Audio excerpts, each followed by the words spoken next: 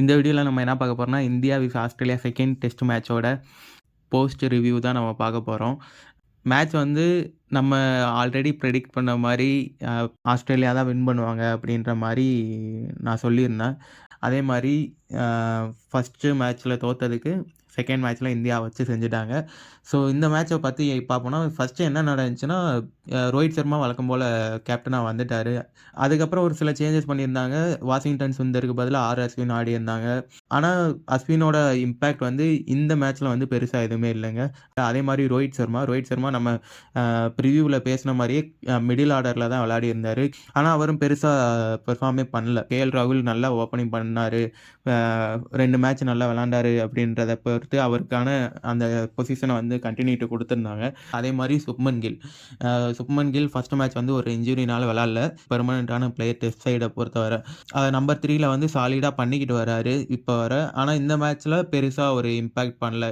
நல்லா செட்டில் ஆகிட்டு பெருசாக ரன் எதுவுமே அடிக்கல அவர். நித்தீஷ் ரெட்டி ஒரு நல்ல ஒரு ப்ராமிசிங் காட்டிக்கிட்டு வராருங்க. ஃபஸ்ட்டு மேட்ச்லேயுமே ஒரு இக்கட்டான சூழ்நிலையில் ரிஷப் பண்டோட ஒரு பார்ட்னர்ஷிப். இந்த மேட்சும் அப்படி தான். இந்த மேட்ச் இந்தியா 180 அடித்ததுக்கு முக்கிய காரணம் வந்து நித்தீஷ் ரெட்டியோட அந்த 42 ரன்ஸ், நல்ல ஸ்ட்ரைக் ரேட்டோடய ஆனார். அதே மாதிரி அஸ்வின் பேட்டிங்கில் கான்ட்ரிபியூட் பண்ணார், 22 ரன்ஸ், அவரோட ஒரு நல்ல பார்ட்னர்ஷிப்.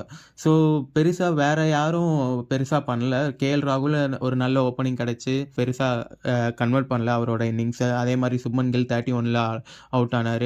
ஸோ மிச்சல் ஸ்டார்க் வந்து 6 விக்கெட் எடுத்தாருங்க ஆஸ்திரேலியா சைடில் இருந்து பவுலிங்கில். இதில் முக்கியமான சீக்வன்ஸ் என்ன நடந்துச்சுன்னு பார்த்தோன்னா, எஸ்எஸ்வி ஜெய்ஸ்வால் போன மேட்ச்சில் என்ன சொல்லியிருந்தாருன்னு பார்த்தோம்னா, you are bowling too slow அப்படின்னு வந்து மிச்சல் ஸ்டார்க்கை பார்த்து சொல்லியிருந்தார். ஸோ அந்த மேட்ச்சில் வந்து அவர் வந்து நல்லா பேட்டிங் ஆடினார். ஆனால் இந்த மேட்ச்சில் மிச்சல் ஸ்டார்க் யாருன்னு காட்டினார். ஃபஸ்ட்டு பாலே வந்து எல்பிடபிள்யூ ஒரு இன்ஸ்விங்கிங் யாக்கர். அதை வந்து அவரால் விளையாட முடியாமல் அன்பிளேயபிள் டெலிவரிங்க சொல்லப்போனால். ஸோ அது விளையாட முடியாமல் அவர் டக் அவுட் ஆனார் எஸ்எஸ்வி Jaiswal. Cummins 2 wicket, Scott Boland. Australia side நம்ம இந்த ஒரு சேஞ்ச் இருக்குன்னு எதிர்பார்த்தோம். ஹேசல்வுட்டுக்கு பதிலாக ஸ்காட் போலண்ட் விளையாடுவார் அப்படின்றது. அதுக்கப்புறம் செகண்ட் பேட்டிங்க்கு வந்த ஆஸ்திரேலியா அணி ஃபஸ்ட் இன்னிங்ஸில் 337 ரன்கள் வந்து அடித்தாங்க. இந்த மேட்சை பொறுத்தவரை சிராஜ் வந்து ஒரு கான்ட்ரவர்சி. டிராவிஸ் ஹெட் வந்து அவரை ஸ்லெட்ச் பண்ணார் அப்படின்னு சொல்லி ஒரு சில கான்ட்ரவர்சி.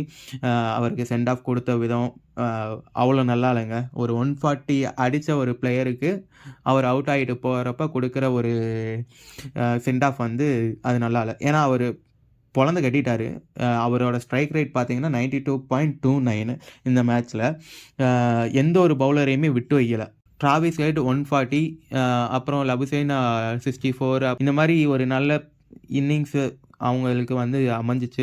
337 அடித்து நல்ல லீடு எடுத்தாங்க. இந்தியா சைட்லேருந்து பவுலிங்கில் வழக்கம் போல் பும்ரா தான் 5 விக்கெட் எடுத்தார், சிராஜ் 2 விக்கெட். ஸோ இதுக்கப்புறம் செகண்ட் இன்னிங்ஸ் ஆடின இந்திய அணியில் வந்து ஏன் இப்படி கோட்டை விட்டாங்கன்றது தெரில. ஏன்னா வெறும் 36 ஓவர் தாங்க வந்து பேட்டிங்கே ஆடிருக்காங்க. 36 ஓவர் பேட்டிங் ஆடி ஒரு டிஃபென்சிவ் அப்ரோச்சே இல்லை. ஒரு இன்னிங்ஸ் பார்த்தோன்னா ஒரு டிஃபென்சிவ் அப்ரோச்சே இல்லாத மாதிரி இருந்துச்சு. அது ஏன்னு ஒரு பெரிய கேள்வியாக இருக்குது. இன்னும் உங்களுக்கு 3 நாள் வந்து இருக்குது மேட்ச்சு, கொஞ்சம் டிஃபென்சிவாக போயிருக்கலாமே அப்படின்றது வந்து என்னோட ஒரு கேள்வியாக இருக்குது. எஸ்எஸ்வி ஜெய்ஸ்வால் வந்து 24, ஸ்காட் போலண்டுக்கு எதிராக அவுட் ஆனார். அதுக்கப்புறம் கேஎல் ராகுல் பெருசாக அடிக்கலை. சுப்மன் கில் ஒரு நல்ல ஸ்டார்ட் கிடச்சி திரும்ப மிஸ் பண்ணார். விராட் கோலி இந்த மேட்ச் பெருசாக எதுவும் பண்ணல. அகெயின் ரிஷப் பண்ட் அண்ட் நித்தீஷ் ரெட்டி வந்து ஒரு சின்ன பார்ட்னர்ஷிப். ரோஹித் சர்மா இந்த இன்னிங்ஸும் பெருசாக ஒன்றும் பண்ணல. ஸோ பேட்டிங்கில் வந்து நெக்ஸ்ட்டு மேட்ச்சுக்கு என்ன சேஞ்சஸ் இருக்குன்றது தெரில. ஏன்னா வெளியிலையும் உங்களுக்கு பெருசாக ஆப்ஷன் இல்லை. ஒரு த்ருவ் ஜுரேல் இருக்கார். ஸோ அதனால் அடுத்த மேட்ச்சு என்ன பண்ண போகிறாங்கன்றது தெரில. ஏன்னா பேட்டிங் பெருசாக ஆப்ஷன் இல்லை. ஸோ இந்த மேட்ச் வந்து பேட்டிங் வந்து ஒழுங்காக விளாட்லங்க இந்திய அணியை பொறுத்தவரை. ஸோ அதனால் அடுத்த மேட்ச்சு மூவ் ஆன் ஆகிறது தான் பெட்டர். ஸோ 175க்கு ஆல் அவுட் ஆகிட்டாங்க. திரும்ப 19 ரன்ஸ் அடித்தா வெற்றி அப்படின்ற ஒரு இலக்கோடு வந்து ஆஸ்திரேலியா வந்தாங்க. வந்து ஒரு 3.2 ஓவர்ஸில் வந்து மேட்சை முடிச்சிட்டாங்க. இப்போ இந்த மேட்ச் இந்தியா தோற்றதுக்கான காரணம் என்னென்னு அப்படின்னு பார்த்தோன்னா, நம்மளோட பேட்டிங் டிபார்ட்மெண்ட் தான். இந்த சீரீஸில் இந்தியாவுக்கு வந்து இப்போ தாங்க வந்து கொஞ்சம் ப்ராப்ளம் ஸ்டார்ட் ஆகிருக்கு. இன்னும் உங்களுக்கு வந்து 3 டெஸ்ட் மேட்ச் இருக்குது. பும்ராவ நீங்க ரொட்டேஷன்ல ஆடுவீங்களா? உங்களுக்கான அவர் தான் மெயின் ஸ்ட்ரைக் பவுலரா இருக்காரு. பும்ராவுக்குமே வந்து ஒரு கிராம்ப்ஸ் வந்துச்சு. ஸோ அவரோட ஒர்க் லோட் வந்து எப்படி மேனேஜ் பண்ண போறாங்கன்னு தெரியல. அவருக்கு அடுத்து உங்களோட ஸ்ட்ரைக் பவுலர் வந்து சிராஜ். வெளியில இருக்கிற ஃபாஸ்ட் பவுலர் வந்து ஆகாஷ்தீப். அதுக்கப்புறம் ஒரு சிலர் பேர் நீங்க வச்சிருக்கீங்க ரிசர்வ்ல. இன்னைக்கு பிரஸ் மீட்ல கூட முகமது ஷமி வந்து திரும்ப சீரிஸ்குள்ள வருவாரா? அப்படின்ற மாரி கேட்டிருந்தாங்க. ஸோ ரோஹித் சர்மா வந்து பதில் சொல்லியிருந்தாரு. அவர் வந்து நாங்க மானிட்டர் பண்ணிட்டு இருக்கோம். Doors R open 100%. ஆனா அவர் வந்து 100% ஃபிட் ஆனதுக்கப்புறம் வந்து டீம்ல இன்க்ளூட் பண்ணுவோம்னு சொல்லியிருக்காங்க. அதே மாரி இந்தியா வந்து வேர்ல்டு டெஸ்ட் சாம்பியன்ஷிப் பாயிண்ட்ஸ் டேபிள்ல வந்து ஃபர்ஸ்ட் பிளேஸ்ல போன மேட்ச் வந்து ஜெயிச்ச உடனே இந்தியா வந்து ஃபர்ஸ்ட் பிளேஸ் வந்தாங்க. இந்த மேட்ச் தோத்து அதுவும் தோத்தது மட்டும் இல்லாம செமத்தியா அடி வாங்குனோம். அதனால 3 பிளேஸ்ல இருக்கோம். சவுத் ஆஃப்ரிக்கா வந்து 2ண்ட் பிளேஸ் வந்துட்டாங்க. So India world test championship final போணும்னா, இன்னும் இருக்க இந்த 3 டெஸ்ட் மேட்சுமே வந்து முக்கியமான இது.